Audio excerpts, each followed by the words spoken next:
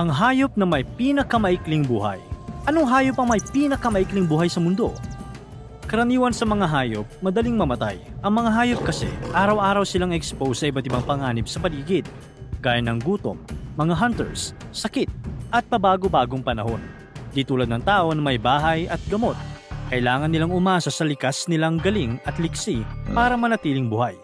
May mga hayop din na alaga, gaya ng pusa at aso, pero may maikling limitasyon din ang haba ng kanilang buhay.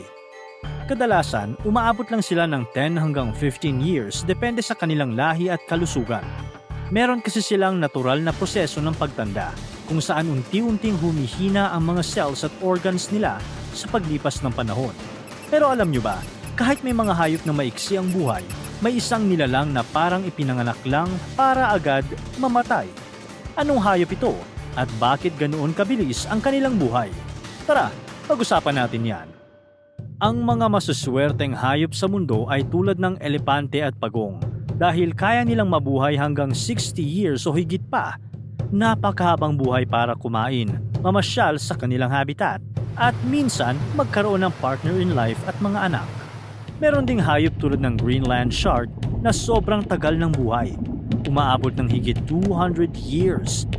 Pero hindi natin masasabing maswerte sila dahil sa haba ng buhay, baka paulit-ulit na lang din ang araw-araw at nababagot din sila sa cycle ng kanilang buhay. Pero sa isang gilid ng ilog na tinatawag na Lowell Brook sa Berkshire, may nangyayaring kakaiba na kadalasan hindi napapansin. Kalmado ang tubig. Pero sa ilalim nito, may isang palabas na nagaganap na parang may konting magic. Hindi mo aakalain na ang pangyayaring ito ay gawa lang ng kalikasan. Ang tawag sa mga ito ay mayfly. Ito yung mga insekto na maliit, may mapuputing pakpak at madalas makikita sa ibabaw ng tubig tuwing mainit ang panahon. Ipapanganak sila isang araw na wala silang kaalam-alam. Ito rin ang araw ng kanilang kamatayan.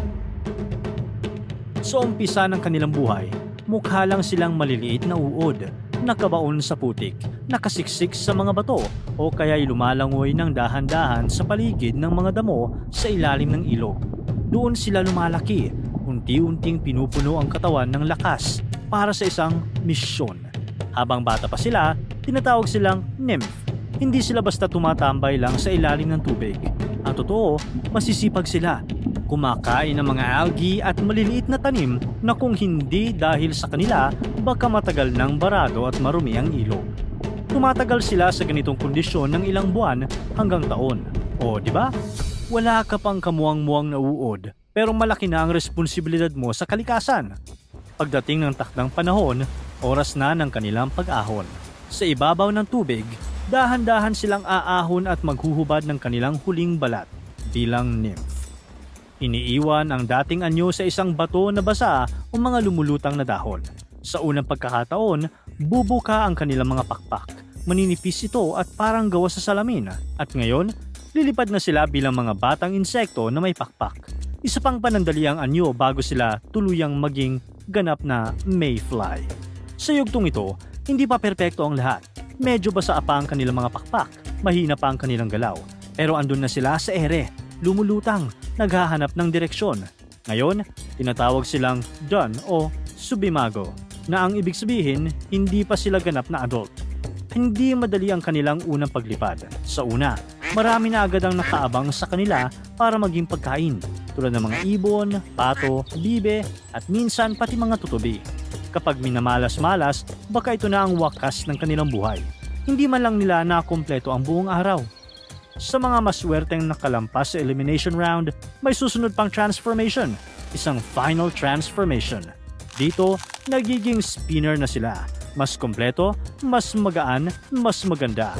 Hindi naman sila pumunta kay Vicky Bello, pero ito na ang kanilang ultimate glow up. All natural.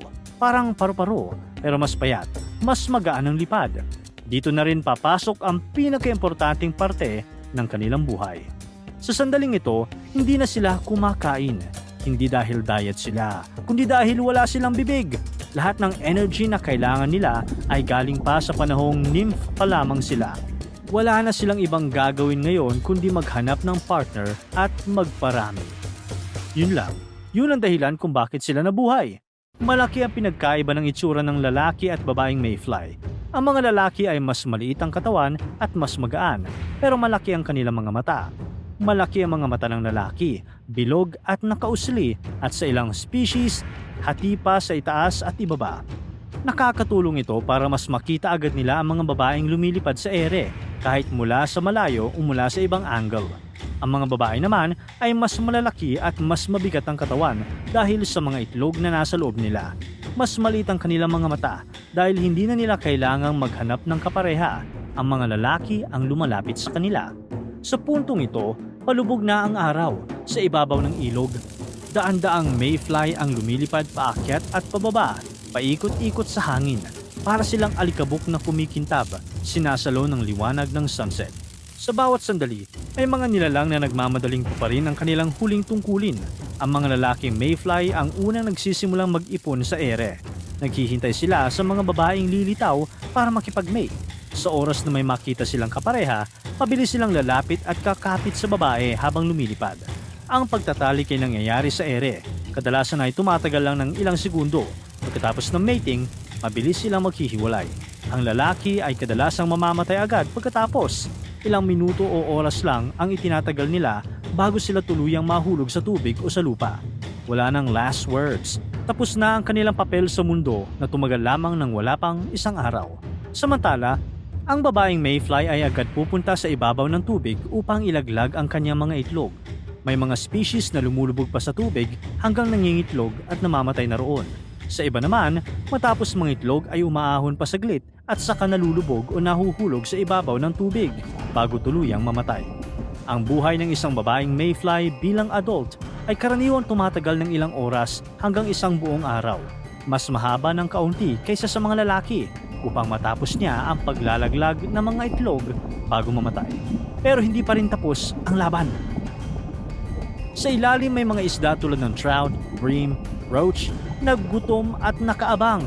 Para sa kanila ang mayfly ay hapunan. Isa na namang panganib na kailangang lampasan ng mga nanay na mayfly. Sa kabutihang palad, kahit may mga nabibiktima, may ilang babae ang nakukumpleto ang misyon. Kapag naihulog na niya ang mga itlog, dahan-dahan siyang lulutang, pagod at kusa na lang mawawala, parang alon na nagpapaalam.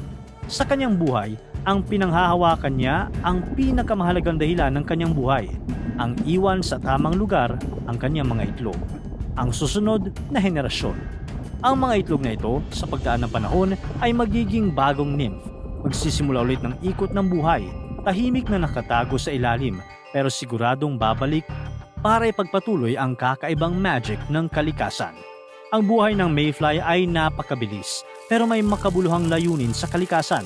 Ito ang maging bahagi ng isang mas malawak na cycle ng buhay, bilang tagalinis ng tubig sa kabataan nila, at bilang pagkain sa iba't ibang hayop pagdating ng kanilang pagtanda. Maikli man ang buhay ng mayfly sa mga ilog tulad ng sa Lowell Brook. Hinding-hindi sila basta mawawala.